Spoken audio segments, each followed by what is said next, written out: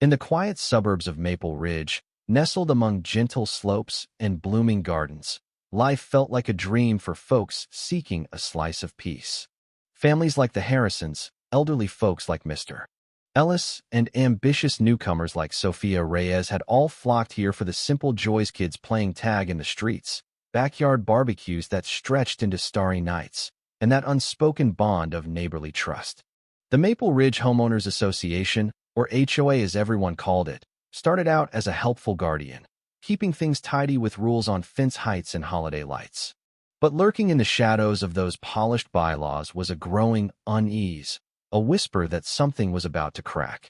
It all kicked off with the little things, those nitpicky notices that landed in mailboxes like unwelcome guests. Victoria Hale, the HOA president, a sharp-tongued ex-attorney with an unyielding grip on power, started slapping fines on homeowners for the silliest offenses: a hedge trimmed a smidge too low, a front door shade not quite matching the approved palette. People muttered over coffee, but they paid up, intimidated by Victoria's legal jargon and her right-hand man, Derek the Enforcer Lawson, who prowled the neighborhood like a watchdog, notepad ready to jot down every perceived slip-up. Then came the downpour that changed everything. A neglected stream bordering the community, ignored because Victoria rerouted maintenance funds to her vanity project, a flashy marble gazebo meant to elevate the neighborhood's prestige, burst its banks during a brutal autumn storm. Overnight, Maple Ridge morphed into a nightmare bog. Lawns turned to squelching mud pits, driveways buckled under pooling water, and the air thickened with the stench of rot. Mosquitoes invaded in swarms, basements flooded with murky sludge, and families watched helplessly as their havens decayed. Victoria's response? She dug in her heels, harder than ever.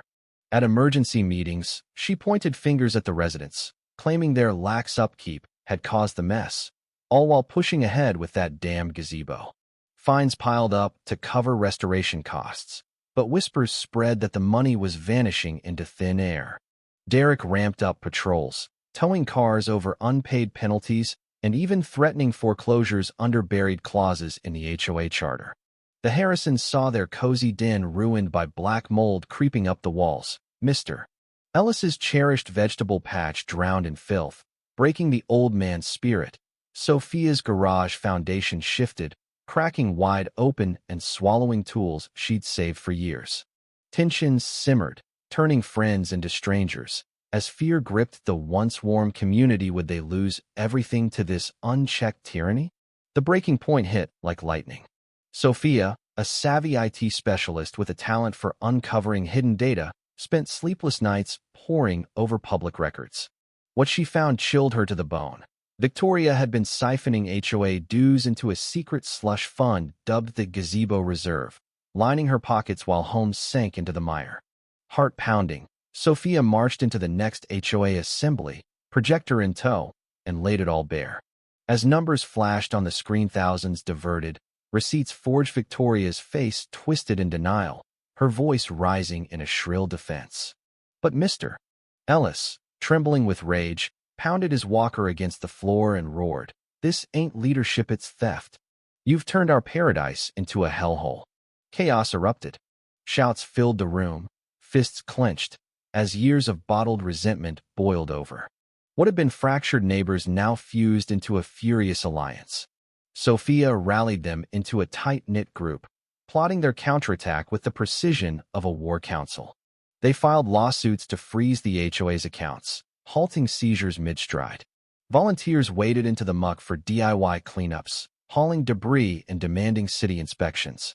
Sophia leaked the scandal to local reporters and blasted it across social media, igniting a firestorm of outrage that drew eyes from beyond Maple Ridge. Protests swelled outside Victoria's own doorstep, chants echoing through the night. No more lies, no more fines.